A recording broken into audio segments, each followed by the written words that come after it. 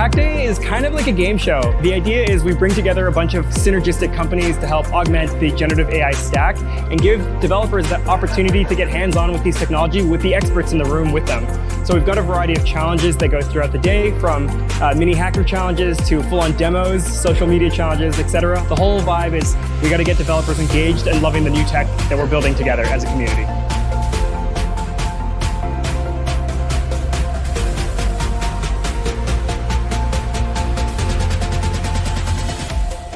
We run currently one hack night per month at the GitHub office. Those have kind of been the inspiration for doing a hack day with AI Conference. AI Conference is kind of our partner in crime, so to speak. They help us build out some of the branding around Hack Day and AI Conference together.